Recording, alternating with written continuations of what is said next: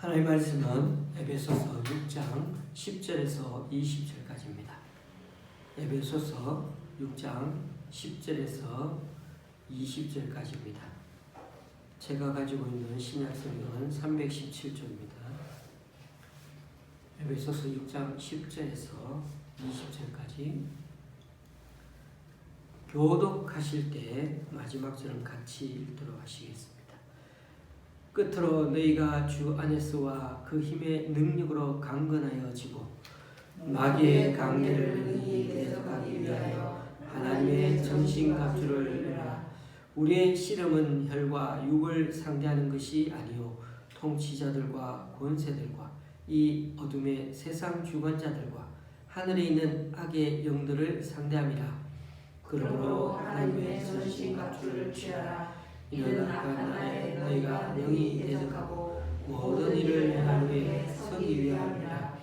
그런즉 서서 진리로 너희 허리띠를 띠고 의의 호심경을 붙이고 평안의 복음이 증명하는 것으로 신을 신고 모든 것 위에 믿음의 방패를 가지고 이로써 능히 악한 자의 모든 불화살을 소멸하고 우리의 두부와 성령의 검 곧 하나님의 말씀을 가지라. 모든 기도와 간구를 하되 항상 성령 안에서 기도하고 이를 위하여 깨어 구하기를 항상 힘쓰며 여러 성도를 위하여 구하라. 또 나를 위하여 구할 것은 내게 말씀을 주사 나로 입을 열어 복음의 비밀을 담대히 알리게 하옵소서 할 것이니 이 일을 위하여 내가 쇠사슬에 매인 사신이 된 것은 나로 이 일에 당연히 할 말을 담대히 하게 하려 하심이라. 아멘.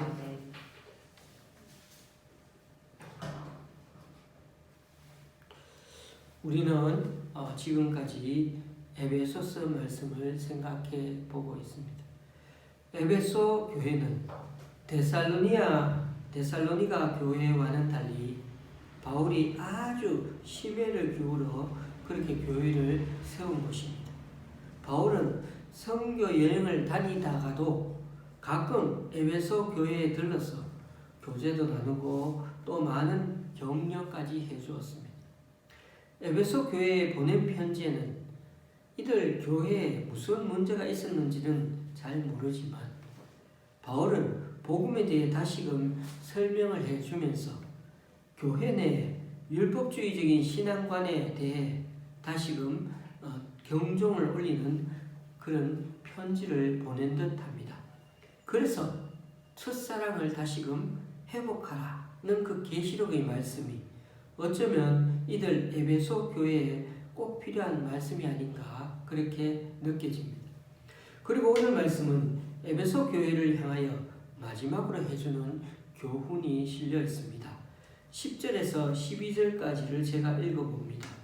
끝으로 너희가 주 안에서와 그 힘의 능력으로 강건하여지고 마귀의 관계를 능히 대적하기 위하여 하나님의 전신 갑주를 입으라. 우리의 씨름은 혈과 육을 상대하는 것이 아니요 통치자들과 권세들과 이 어둠의 세상 주관자들과 하늘에 있는 악의 영들을 상대함이라. 그렇습니다. 오늘 중요한 주제는 악의 세계, 마귀입니다. 악마, 사탄이라고도 하죠. 우리의 적인 이 사탄이 어떤 존재인지를 잘 알고 있어야 너무 우리가 두려워하지 않게 될 것입니다. 우리는 영화나 드라마 이런 데서 너무 무서운 악마, 귀신 같은 것들을 많이 연출하는 걸 봐왔기 때문에 실제로 우리가 직접 경험하면 어떡하지? 하는 그런 두려움이 늘 참 많습니다. 눈앞에 막 그런 귀신 들린 사람들이라든가 그런 여러 가지 모습들이 막 나타나면 어떻게 해야 될지 하는 그런 두려움이 있는 거죠. 그래서 마귀의 관계를 능히 대적하기 위하여 오늘 이런 바울의 조언이 꼭 필요합니다. 그러면 사탄, 마귀는 어떤 존재입니까?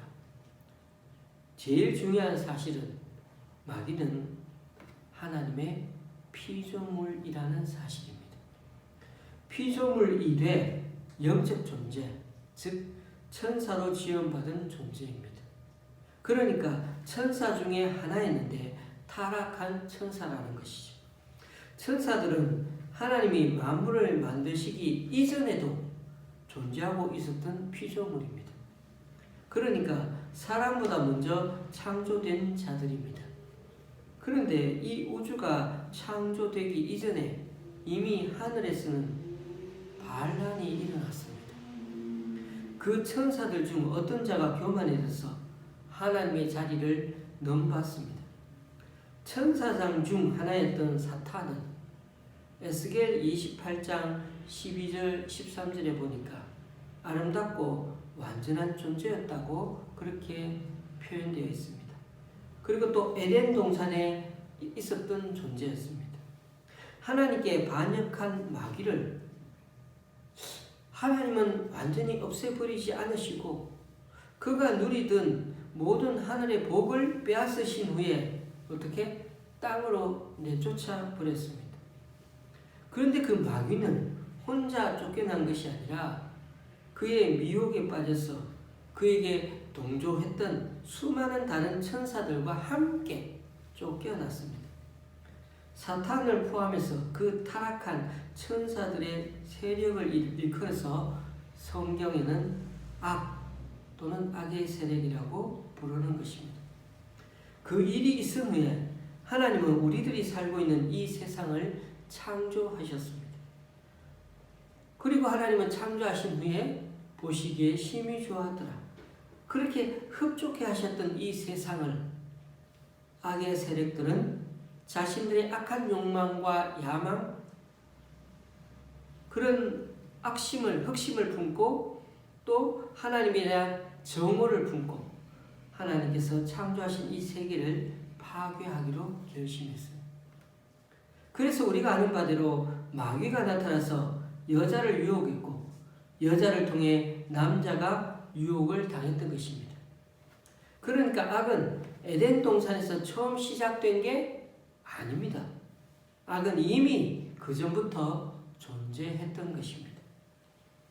여기까지 들으시면서 여러분에게 여러 가지 질문이 드실 겁니다. 왜 전지전능하신 하나님께서 타락이 가능한 천사를 만드셨을까요? 그리고 왜 천사들이 타락을 했을 때 다 없애버리지 않으시고 놔두셨을까요?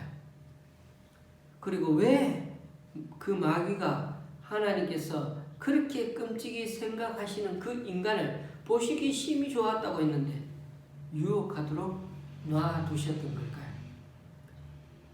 우리는 학자들은 여러 추론을 하고 또 뭐 이렇게 대안들을 내놓고 설명도 하지만은 그러나 정답은 그건 누구도 모른다는 것입니다. 하나님이 하신 일이기에 그냥 우리는 옳은 것입니다. 무슨 답을 알 수가 왜 그런 설명이 성경에 없으니까요. 이게 정답입니다. 그렇게 마귀를 포함한 악의 세력은 하나님이 지으신 이 창조 세계를 한순간에 접수해 버린 것입니다. 하나님께 생육하고 번성하여 땅에 충만하라, 땅을 다스리라는 그 하나님의 대리자인 인간을 악의 세력들이 하나님의 권세를 위임받은 인간을 정복해 버림으로 인간이 다스려야 할 이 세상까지 사탄, 공중 권세 잡은 자가 접수해 버린 겁니다. 그 후로 이 세상은 사탄의 세력에 의해 놀아나게 되었고 하나님은 그 어둠의 세력 아래서 신음하고 있는 자들을 구하고자 하나님의 아들을 보내심으로 그들을 그 어둠 속에서 빛으로 건져내는 작업을 하고 계신 것입니다. 그걸 우리가 구원이라고, 구속이라고 하고 하지 않습니까?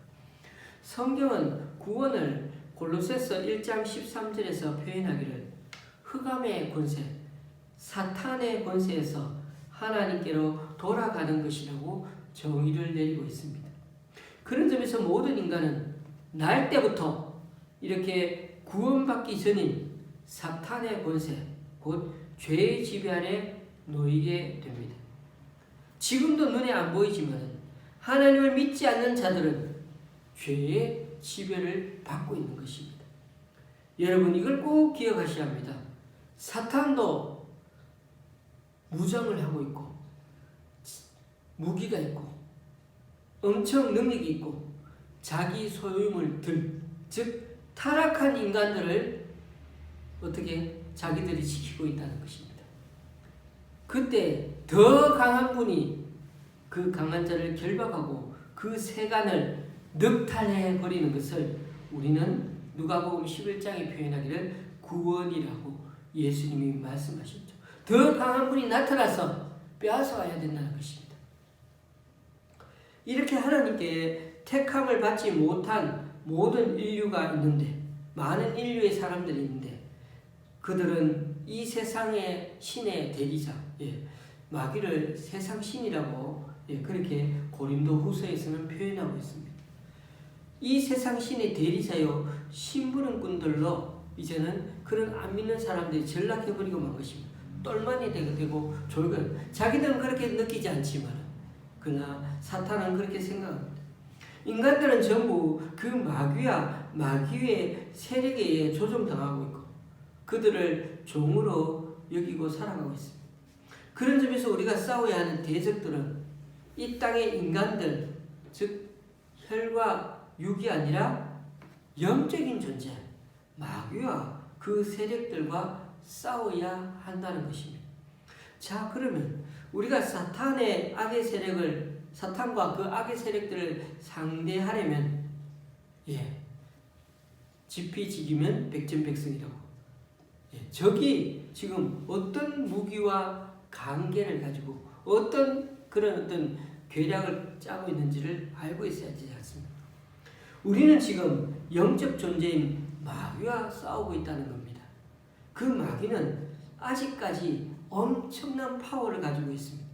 오죽하면 사도 바울도 사탄을 가리켜서 세상 신이라고 얘기하고 또 2장에서는 뭐라고? 공중 권세 잡은 자라고 말하고 있지 않습니까?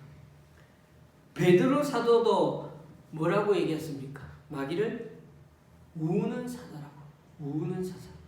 여러분 사자가 우는 것을 보신 적 있습니까? 예, 맞습니다. 동물은 했어요. 여러분 동물에 갇혀있는 사자는 안 무섭잖아요. 당시 고대 시대 때 가장 무서운 동물이 바로 사자였습니다. 만약에 사람들이 경기를 하기 위해서 사자를 이렇게 사람들이 다 모여있는 그런 광장에다가 로마에서 사자를 풀어놨다고 한번 생각해 보십시오. 얼마나 무섭겠습니까? 그 시대에 가장 무서운 동물이 사자였거든요. 베드로 사도는 마귀를 묘사하면서 당시 사람들에게서 최고로 무서운 짐승을 인용해서 우는 사자라고 표현한 것입니다. 오늘 본문에서는 통치자들과 권세들과 이 어둠의 세상 주관자들과 하늘에 있는 악의 영들이라고 부르고 있습니다. 그러니까 마귀의 세력들도 지역을 나눠서 질서와 체계를 가지고 세상을 지금 다스리고 있는 것처럼 묘사하고 있습니다. 그리고 여기서 권세라는 그 헬라어 단어는 정치적이고 물리적인 그런 단어로 권세가들이 아닙니다. 철학, 사상, 물질 만능주의, 과학 만능주의 같은 문화 속에, 사상 속에 체계를 갖고 영향력을 발휘하고 있는 것을 말합니다. 여러분 공산주의가 싫지요? 저도 싫어요. 여러분 자본주의도 사탄에 속해 있다는 사실을 꼭 기억하십시오. 물질주의도 마찬가지고 너무 공산주의만 그러지 말고 다 우리 주변에 위협을 주고 있다는 사실을 꼭 기억하십시오. 우리의 철학, 사상이 다 그렇다는 거예요. 그래서 이 문화 속에 체계를 갖고 영향력을 발휘하고 있는 힘 기억하십시오. 그것을 우리들이 사탄이 어떻게 우리를 밀가부르듯 하고 있는지를 기억하셔야 합니다. 천사들이 하늘에서 통치하고 권세를 갖고 하나님의 보좌를 둘러서 있는 것처럼 마귀도 그를 따르는 졸개들에 의해서 그 주위에 세력들을 두고 있는 것입니다. 천사가 하나가 아니에요. 수많은 천사들이, 타락한 천사들이 사탄을 숭상하고 있다는 거예요. 그런 걸 보면 마귀는 고립적인 존재, 혼자가 아니라는 것입니다. 마귀도 그의 세력을 갖고 다스리며 다스린다는 자체가 벌써 어떻게 하나님을 또 다른 세계로 생각하고 다 대적하고 있다는 것을 얘기합니다. 악의 세계가 있고 하나님의 세계가 있다는 사실입니다. 그런데 마귀는 특별히 이 어둠의 세상 주관자입니다. 어두운 세상에 속해서 총명이 어두워진 사람들, 자신들이 하나님 피조물인 걸 모르고 영적 감각이 없어져서 모든 더러운 것들을 계속해서 욕심으로 행하는 그런 사람들이 에베소서의 표현대로 살인, 도둑질, 마약, 사기 그런 것들 저지르는데도 양심의 가책도 전혀 안 받고 적극적으로 행하는 사람들이 사탄의 쫄개 역할을 하는 겁니다. 그러니 여러분, 마귀도 얼마나 강한 힘을 갖고 있는지 모릅니다. 그러나 여러분, 우리가 알아야 할 것은 그 엄청난 마귀의 힘도 어떻게? 하나님의 권위 아래 있다는 사실, 피조물이라는 사실을 꼭 기억하시라고요. 우리가 욥기에서도 보았듯이 사탄은 어떻습니까? 하나님의 허락 없이는 하나님의 성도를 건드릴 수 있다 없다? 건드릴 수가 없어요. 그 엄청난 사탄의 권세도 하나님의 권세 아래 종속되어 있다는 사실입니다. 이게 우리에게 정말 위로가 되는 말씀이죠. 그래서 우리는 예수님의 이름으로 기도하지 않습니까? 말만 하지 않고 예수님의 이름으로 믿는 거죠. 그 권세를 믿는 거죠. 그러면서도 여러분, 하나님은 왜 사탄을 단칼에 없애버리지 않으시고 가만 놔두실까요? 모른다고 말씀드렸죠. 정확히 알 수는 없습니다. 그런데 한 가지는 알 수 있어요. 뭐냐면 사탄의 세력이 하나님의 성도를 양육하는 데 필요하다는 것입니다. 그래서 계시록 12장에 보면은 2년 동안 양육한다고, 2년 반인가 양육한다고 그렇게 표현되어 있죠. 여러분, 사탄도 번개를 동원합니다.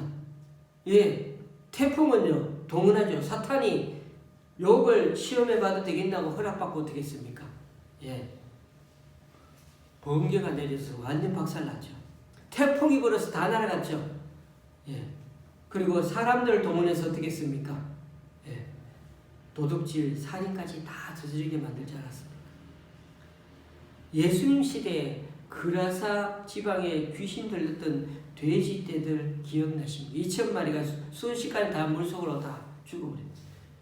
이들은 동물들도 부를 줄 아는 힘이 있었습니다. 이런 걸 봐도 사탄, 마귀의 세력 장난 아닙니다. 자연현상에서 짐승에 이르기까지 이 세상의 모든 영역에 이르러 그 영향력을 발휘할 수 있는 존재입니다. 물론 하나님이 허락하였으면 가능합니다. 그리고 사탄은 인간들이 복음을 받아들이지 못하도록 방해를 합니다. 또 사탄은 성도들에게 의심의 마음을 넣어서 공격을 가하기도 하죠. 이런 말들 다 성경 본문에 다 찾아보면 나옵니다. 마귀가 잘하는 것은 사람에게 공포를 심어주는 겁니다. 저와 여러분의 삶은 하나님이 책임져 주시죠. 우리는 아멘입니다. 그런데요, 신기하게 그걸 알면서도 책임져 주신다고 알면서도 때로는 우리가 두려워하고 공포에 떠는 것, 마귀가 저와 여러분을 밀가부르듯이 그렇게 만들고 미혹하고 있다는 증거가 아니겠습니까? 또 마귀는 충동적인 거짓 교훈의 전문가입니다. 우리가 그 제일 먼저 아는 게 어디죠? 창세기, 그게 3장인가요? 거기 보면 나오잖아요. 아니야, 이거 아니야. 너희들 눈이 오히려 밝아질까봐 하나님이 이렇게 해놓은 거야. 아니야, 이 한마디에 그냥 의심이 생기고 하나님을 더 이렇게 의심하게 만드는 걸 만들겠어요. 여러분에게 다가와서, 저에게 다가와서 그럴듯하게 가르치고 마음 빼앗아가는 그런 것들은 없습니까? 정말 주의하고 조심해야 할 것입니다. 이것은 성경을 많이 읽고 기도를 많이 해도 우리가 2단, 3단에 빠지는 사람들 제가 주변에 보니까 너무 그런 게 많아요. 그래서 꼭 우리는 이 교리와 가르침을 위해서 분명하게 확인하고 그렇게 또 교단 안에서 알려주는 그런 부분에서 바르게 따라가야 할 필요가 있는 것입니다. 안 그러면 이 사탄 마귀의 2단, 3단에는 사위에는 꼭 그 사탄 마귀의 작품인 것입니다. 그리고 마귀는 성도를 교만에 빠뜨리는데 최고로 잘합니다. 인류 최초의 타락한 아담과 하와, 마귀가 인간의 교만을 부추겼기 때문에 바로 넘어갔죠. 너는 하나님의 지배를 당하고 있기는 너무 훌륭한 사람이야. 네가 하나님처럼 될 수 있는 길이 있는데 왜 이렇게 있냐. 인간은 그 교만을 부채질하는 마귀의 속삭임에 순식간에 넘어가 버린 거 아닙니까? 그 누구도 이 부분에서는 장담할 수가 없는 것입니다. 다윗도 사탄의 미혹에 빠져서 하나님 앞에서 교만을 떨다가 얼마나 혼이 났습니까? 역대상 2장에서 보면은 군사력을 자랑하게 된 그 이유가 보니까 사탄이 다윗을 격동해서 그렇다고 그렇게 표현이 나옵니다. 다윗이 전쟁에 승리하고 돌아오니까 사탄이 막 속으로 속삭입니다. 너 한번 자랑해봐. 너 이만한 맨날 전쟁했다 하면 백전백승이잖아. 와, 위대하다, 위대해. 너의 승리를 하면 네가 뭐 숫자 세는 게 뭐 그렇게 어렵다고 하면서 군사를 한번 세워봐. 하나님의 사람 다윗도 그 교만의 유혹을 당해내지를 못했습니다. 사도 바울은 새로의 신앙생활을 시작한 사람에게 어떤 직분도 주지 말라고 경고했죠. 디모데전서 3장 6절에 나옵니다. 그들이 금방 교만해져서 마귀의 정죄에 빠지게 될까봐 그렇다고 이 디모데전서 3장 6절에 그렇게 얘기합니다. 이렇게 마귀는 교만으로 사람들을 순식간에 미혹하고 또 어려움에 빠뜨리게 하고 사람들을 힘들게 만듭니다. 그리고 마귀는 질병으로 우리를 괴롭힐 수도 있습니다. 모든 질병의 원인이 귀신의 짓은 아닙니다만 그러나 사탄이 원인이 되는 병도 있다는 것입니다. 성경에 많이 나오죠. 예수님도 병을 앓던 여인을 가리켜서 사탄에게 메인바되었던 이 여자라고 그렇게 부르셨죠. 사도 바울도 자신의 질병을 가리켜 뭐라 그랬습니까? 사탄의 가시라고. 사탄의 가시라고. 이렇게 마귀는 우리 삶의 전 영역에 걸쳐서 영향을 주고 우리를 어떻게 했든지 하나님과 그 사이를 때려 넣기 위해서 노심초사하고 있습니다. 여러분. 그러니 우리가 이 삶의 전 영역에 미치는 사탄에 대해서 경계심을 가지지 않을 수가 없지요. 그런 점에서 사탄은 우리가 이 땅에 존재하기 시작한 그때부터 하나님께서 가장 사랑하시는 우리 인간을 사탄은 어떻게 하면 저것을 넘어뜨릴까 아주 철저히 연구하는 존재들이라는 겁니다. 게다가 그는 하나님과 교류하겠다는 그 생각을 할 정도로 강한 힘을 여전히 소유하고 있습니다.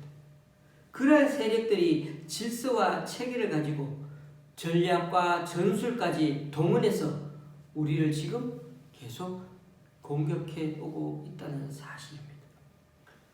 그러한 영적 전투의 현장에서 우리가 하나님의 전신갑주를 무시하고 단 한순간이라도 그리스도인의 삶을 살아낼 수 있을까요?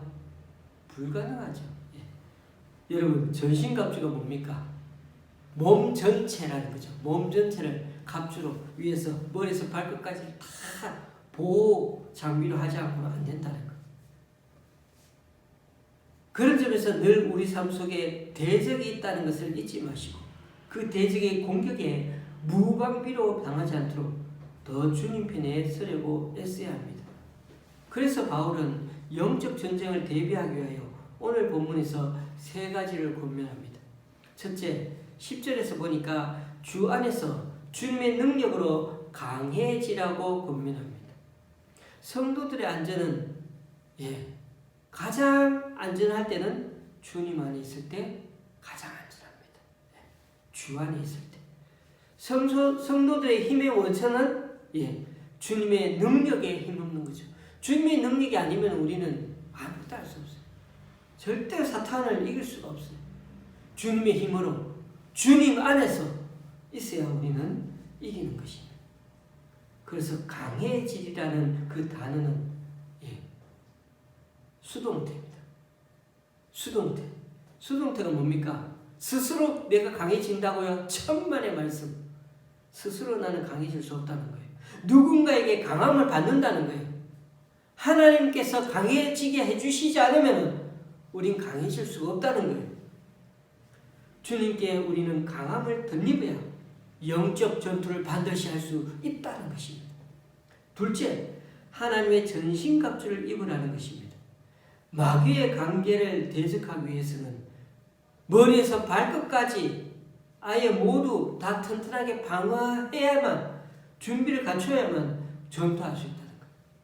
여기서 관계라는 말이 나오는데, 관계는 속임, 사기, 거짓 가르침, 이런 단어 같은 게 4장 14절에는 이단들의 속임수라고 할 때 그 이단들의 속임수가 이 관계라는 단어와 똑같은 단어입니다. 오늘날도 이단들은 이러한 속임수를 사용하고, 신천지는 자기들이 떳떳하게 이제 뭐라 그럽니까? 모략전도라고 그러잖아요. 모략전도. 모략. 이게 바로 관계입니다. 관계. 사탄이 쓰는 말을 자기는 떳떳하게 모략전도라고 정당화하며 쓰고 있습니다. 그래서 얼마나 이 신천지때 거짓말 많이 쳤습니까? 거짓말을 하는 것은 하나님도 인정한다고. 그런 아주 잘못된 걸 합리화하면서 그렇게 자기들 딴에 그렇게 전도한다고 하지 않았습니다. 우리들도 마찬가지입니다. 교우님들. 거짓말해서 교회 데리고 오면 절대 안 됩니다. 목적이 수단을 정당하면 안 됩니다. 아무리 선한 의도, 착한 일이라도 방법까지 선해야 합니다. 가까이 있는 주변 사람을 속이면서까지 한다면 그것은 결코 선한 일이 아닙니다. 비록 실패할지라도 주님의 일은 무엇보다 진실한 것이 성공하는 일입니다. 거짓은 성공한 듯 보이지만은 결국 그 자체가 실패하는 것이 됩니다. 셋째, 영적 전쟁의 적도를 분명히 알라는 것입니다. 12절에 나오는데, 전투에서 적군과 아군을 잘 구분하는 게 가장 기본 중에 기본이죠. 전쟁할 때 아군을 공격하면 안 되잖아요. 저는 군대에 있을 때 개인하기로 좀 특별한 것을 교육받았는데, 비행기를 공격하는, 병사가 어떻게 비행기를 공격합니까? 그런데 개인하기로 레드아이라는 빨간 눈이라는 그런 무기를 교육받았는데, 그 무기는 좀 개인하기로 작은 미사일 같은 거예요. 이렇게 들고 있다가 딱 비행기가 뜨면은 그 비행기 꼬리를 향해서 뒷부분에 뿜어 나오는 열 에너지를 그 미사일이 추적해 가는 거예요. 그래서 그 비행기를 향해 쏘면은 성능이 아주 좋아서 비행기가 그 한계를 맞으면 그대로 폭파해지는 거죠. 비행기가 얼마나 몇백억 하잖아요. 근데 이 개인하게 된 거 어떻게 보면 한 몇천만 할지 모르지만은 그 함대로 그 비행기를 맞출 수 있으니 얼마나 좋습니까? 그런데 지금은 그렇지 않습니다만, 그때 그 무기는 한 가지 약점이 있습니다. 아군기를 적군기로 착각하고 쏘면 큰일 납니다. 저 비행기가 적군기라는 걸 확실하게 알고 쏴야 됩니다. 그래서 저는 그 비행기 기종이 소련제인지 중국제인지 북한군 표식인지 그걸 제가 거기서 계속해서 가장 멀리 갈 때 그의 표식을 이렇게 분별하는 것을 제가 확인하는 것을 교육을 제일 많이 받았습니다. 여러분, 요즘은 그냥 이제 그게 아군기인지 아닌지를 형태를 보고 분간이 돼가 쏘기만 해도 다 맞춰져서 저는 이렇게 쏠 때 이미 적군기라는 게 표시가 난답니다. 그래서 좋은 시대가 되었지만은 그때는 그랬죠. 여러분, 우리의 전투는 혈과 육을 가진 인간이 아니죠. 이들과 절대 싸우면 안 됩니다. 사람과 싸우면 안 됩니다. 사람은 사랑할 대상이지 우리의 적이 아닙니다. 우리는 영적 존재들을 상대하는 것입니다. 그들은 통치자들, 권세자들, 어둠의 세상 주관자들, 하늘에 있는 악의 영들로 그렇게 묘사되고 있습니다. 우리가 사람에게 하는 것은 곧 하나님에게 하는 것과 같아야 합니다. 인간은 하나님의 대리자이기 때문인 거죠. 인간은 그 누구든지 악한 사람이든 어쨌든 그 사람도 하나님이 만드신 하나님의 피조물이요 작품이기 때문이죠. 같은 원리로 마귀도 악한 사람들을 통해서 일하지만은, 그래서 악한 사람을 우리는 적대시하기는 쉽지만은 진짜 적은 그 사람들 뒤에 역사하는 악한 영적 존재들이라는 것을 우리는 잘 구분하고 분별해야 한다는 것입니다. 그래서 하나님의 전신갑주가 더욱 필요한 것입니다.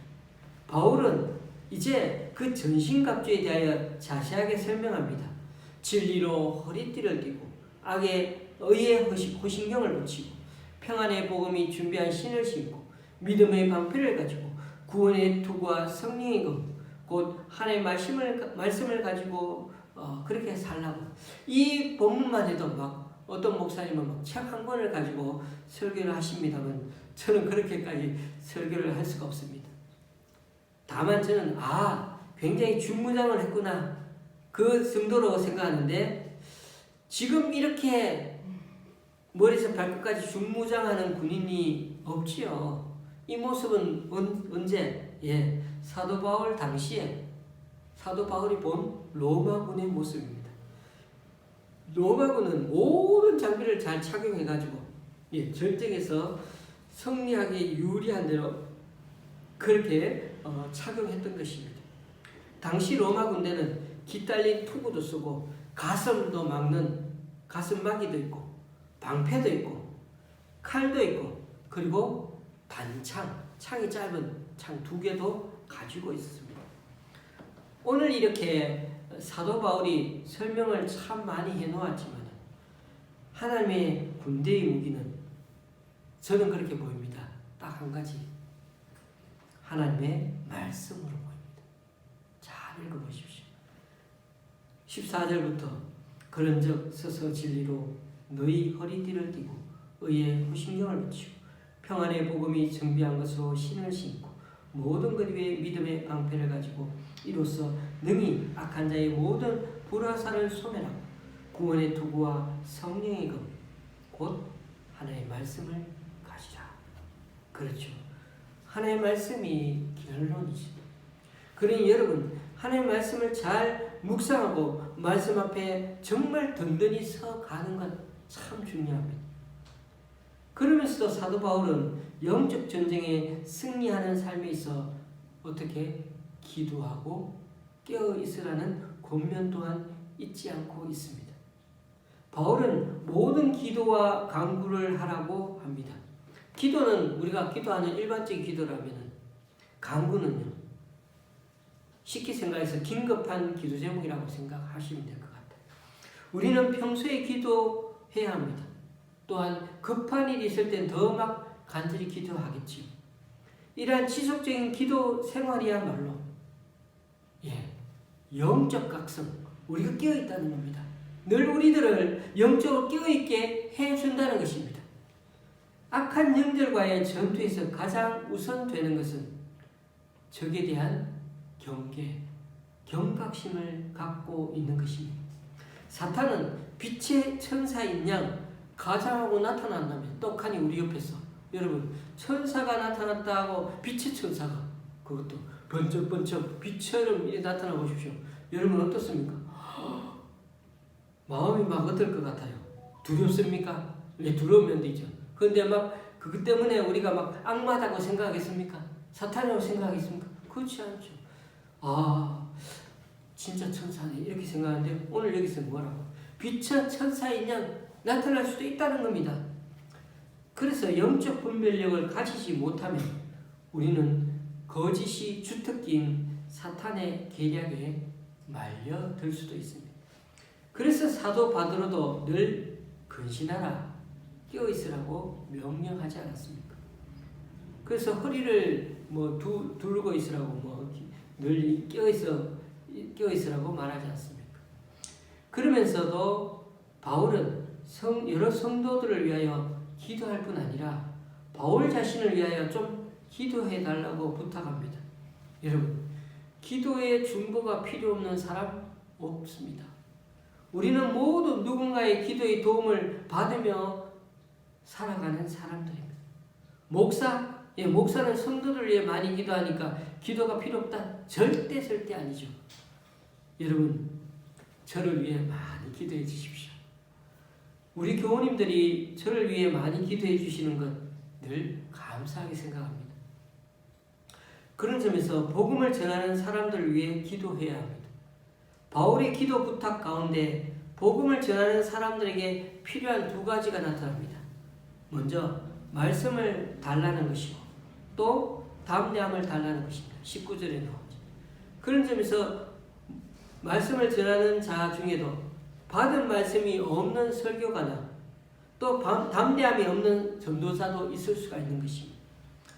바울 같은 위대한 사도도 말씀을 주시고 담대함을 갖도록 그렇게 기도해 달라고 지금 부탁하고 있지 않습니다. 말씀을 맺습니다. 오늘 우리는 사탄이 얼마나 권세 있는 영적 존재인지를 배웠습니다. 창조 이전에 존재한 자로서 하나님을 대적하고 있는 존재라는 걸 기억하시고 이제 다시금 우리의 무기인 하나님의 말씀 앞에 굳건히 서 있어야겠습니다. 그리고 늘 영적으로 깨어있기 위해 기도하는 삶을 쉬지 않아야겠습니다. 그래야 분별할 수 있으니까요. 그래야 우리가 경계심을 갖고 더 적이 누구인지를 찾아낼 수가 있는 겁니다. 그러면서도 우리는 지금 사람들과 어떻게 섞여 살고 있다는 것도 잊지 않아야겠습니다. 세상 사람들은 너무 사탄의 꼭두각시 졸개같이 보면서 쟤들 저건 사탄의 종들이야. 이렇게 보면 사람들 어떻게 봅니까? 지금 막 사탄처럼 보이지 사랑할 대상으로 보이지 않죠. 그런 대적할 존재가 아니라 사람을 보면은 그 사람을 긍휼히 여기고 사랑하려는 마음 또한 잃지 말아야 한다는 사실입니다. 동시에 그러면서도 우리의 삶 자체가 악한 영적 존재들과 영적 전투를 하는 것도 잊지 말라고 사도 바울은 그렇게 말씀을 남긴 것입니다. 부디 오늘 이 말씀을 들으시면서 남은 우리의 3일간의 삶 속에서도 주님께 우리의 시선이 늘 주님 앞에 머물게 하는 그런 힘이 될 수 있게 해달라고 기도하면서 이 말씀이 더 힘과 능력을 갖고 살아가는 저와 여러분이 될 수 있기를 바랍니다. 기도하시겠습니다.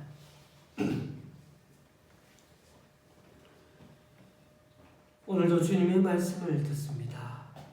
주님 앞에 늘 겸손하게 서게 하시고 그러면서도 여호와의 니시 승리를 주시는 하나님의 힘을 믿고 늘 하나님의 전신갑주를 입고 영적으로 무장하여 날마다 그 영적인 싸움 속에서 하나님의 승리를 경험하며 살아가는 우리 되게 하여 주시옵소서. 예수님의 이름으로 기도드리며 이제 우리 모두 주님께서 가르쳐 주신 기도를 한 목소리로 함께 기도하니 하늘에 계신 우리 아버지여 이름이 거룩히 여김을 받으시오며 나라의 임하옵시며 뜻이 하늘에서 이룬 것 같이 땅에서도 이루어지이다. 오늘날 우리에게 일용할 양식을 주옵시고 우리가 우리에게 죄 지은 자를 사하여 준 것 같이 우리 죄를 사하여 주옵시고 우리를 시험에 들게 하지 마옵시고 다만 악에서 구하옵소서. 대개 나라와 권세와 영광이 아버지께 영원히 있사옵나이다.